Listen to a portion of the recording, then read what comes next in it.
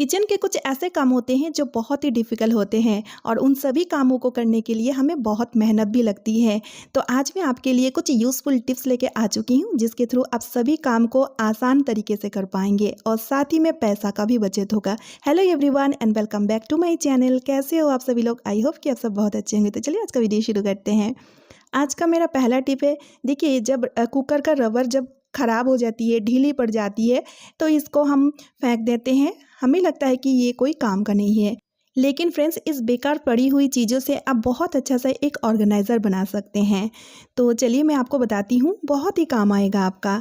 तो देखिए friends, cloth clip यानी कि कपड़े सुखाने का क्लिप का यूज़ हम डेली ही लेते हैं। जब हम कपड़े को सूखने के लिए डालते हैं तो इस क्लिप का ज़रूरत हमें पड़ती है, और जब कपड़ा सूख जाती है कपड़े को उठाते हैं, साथ ही में हम क्लिप को भी उठा के हम किसी एक जगह में रखते हैं। तो इस वजह से क्या होता है, क्लिप जो है वो गुम जाता है, क्योंकि छोटा चीज़ अक्सर आप देखे होंगे कि बहुत जल्दी गुम हो जाता है। ठीक है ना? तो एक तो इसको रखने का एक दिक्कत होती है, दूसरा तो ये गुम जाती है। तो क्यों ना एज ए ऑर्गेनाइज़र इस बेकार पड़ी हुई रबर का हम यूज़ ले। देखिए इसी तरह से सभी क्लिप को आपको क्या करना है, फंसा के रखना है। तो आप देख ही सकते हैं एक रबर में बहुत सारा क्लिप आ जाएगा। ठीक है? और देखिए इस तरह से। अब इसका बहुत अच्छी बात ये है, जब आप कपड़े को सूखने के लिए डालेंगे और कपड़े में जब क्लिप को लगाएंगे ना, तो आप हाथों में इस तरह से इसको लटका के एक एक क्लिप को निकाल के कपड़े में क्लिप को इजीली लगा सकते हैं। और इसका दूसरी अच्छी बात ये है, इसको आप कहीं पर भी हैंग करके रख सकते हैं, चाहे गैलरी में चाहे घर में कहीं पर भी। तो ये अच्छे से ऑर्गेनाइज रहेगा, क्लिप आपका घूमेगा नहीं, और बहुत अच्छा ऑर्गेनाइजर देखने में भी सुंदर लगता है और आपके लिए बहुत ईजी भी रहेगा। तो चलिए अब देख लेते हैं अगला यूजफुल टिप। घर को अच्छी तरीके से साफ सुथरा रखना बहुत ज़रूरी है। तो घर में जब हम पोछा लगाते हैं तो पोछे वाली पानी में जब हम डेटॉल, फिनाइल, निमाइल जो भी हम डालते हैं, लेकिन मैं आपको सजेस्ट करूँगी जो भी आप डाला करें, लेकिन साथ में 1 चम्मच नमक तो आप ज़रूर डाला करें, क्योंकि नमक से बहुत अच्छा क्लीन होता है। नमक में होता है बहुत सारा क्लीनिंग एजेंट, तो जिस वजह से आपका घर क्लीन तो होगा ही, साथ ही में बैक्टीरिया भी ख़त्म होगा, क्योंकि नमक बैक्टीरिया को ख़त्म करने में भी बहुत कारगर होता है। तो देखिए फ्रेंड्स, ये छोटा छोटा जो हैबिट है ना, इसको हमें अपनाना चाहिए ताकि हम बीमारी से बचें। लेकिन हम इन छोटे छोटे आदतों को क्या है ना कि इग्नोर कर देते हैं, जिस वजह से हम बीमारी से जूझते हैं। और कई बार ऐसा होता है कि बीमारी का कारण हमें बिल्कुल भी नहीं पता चलता है। तो फ्रेंड्स ऐसा बिल्कुल ना करें। अपना ध्यान, अपना ख्याल, अपने परिवार का ख्याल आप खुद रखें इस छोटा छोटा हैबिट को अपना के। उम्मीद करती हूँ कि टिप बहुत अच्छी लगी है। तो चलिए अब देख लेते हैं अगला यूजफुल टिप। मेरा अगला यूजफुल टिप है, जब हम किचन में काम कर रहे होते हैं, खास करके जब हमें आटा गूंदनी होती है, तो अगर हम फिंगर में रिंग पहने हुए रहते हैं तो आटा गूंदते टाइम बहुत ही दिक्कत होती है ना? तो हम क्या करते हैं, रिंग को इस तरह से खोल लेते हैं, फिर उसके बाद आटा गूंदते हैं। तो रिंग को जब हम इस तरह से खोल के कहीं भी रख देते हैं और फिर हमें याद नहीं होने की वजह से अक्सर कई बार रिंग जो है ना वो गुम जाती है। तो ऐसा ना हो, इसके लिए एक छोटा सा उपाय मैं आपके लिए लेकर आई हूँ। तो देखिए ज्वेलरी का जो बैग है ना, वो हम सभी के पास होता होगा। तो आपको क्या करना है, एक छोटा सा ज्वेलरी बैग ले लेना है और डबल साइडेड टेप इसको इसमें लगा दीजिए। फिर उसके बाद किचन का जो वॉल है वहाँ पे इस तरह से इस बैग को आप चिपका के रखें। ठीक है? इससे क्या होगा, देखिए जब आपको रिंग खोल के रखनी होगी तो आप इस तरह से इस बैग में रख पाएंगे।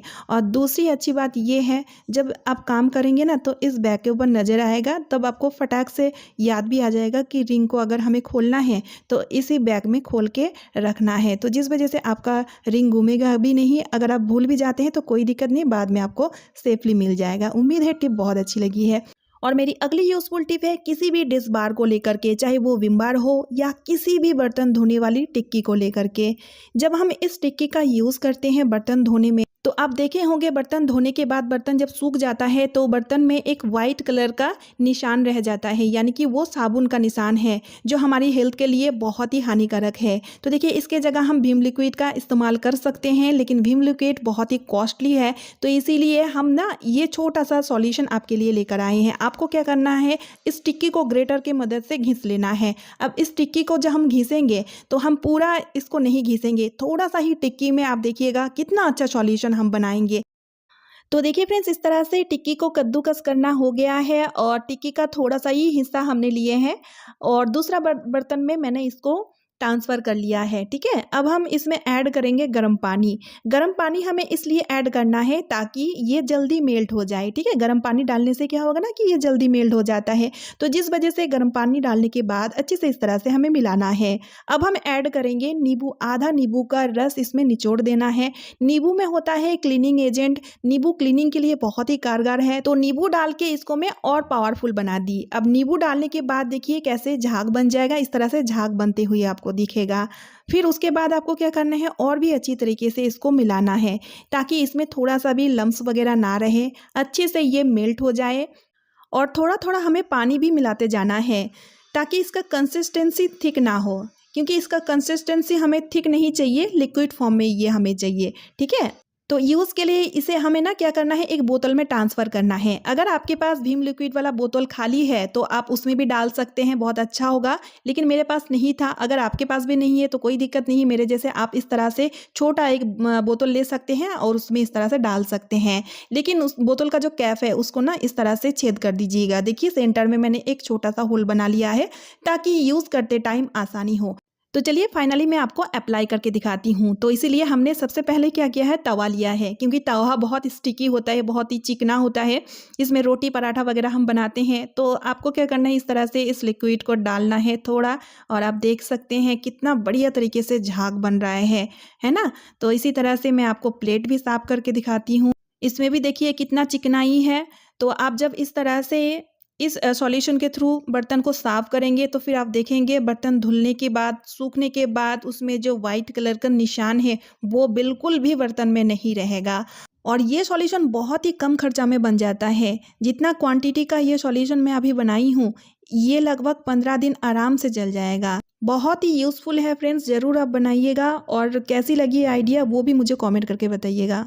मेरी अगली यूज़फुल टिप है कैंडल को लेकर के। जब हम कैंडल जलाते हैं, देखिए कैंडल की ज़रूरत तो हमें कभी ना कभी पड़ती है, तो जब हम कैंडल जलाते हैं तो हम देखते हैं कैंडल जो है ना वो बहुत जल्दी ख़त्म होने लगती है।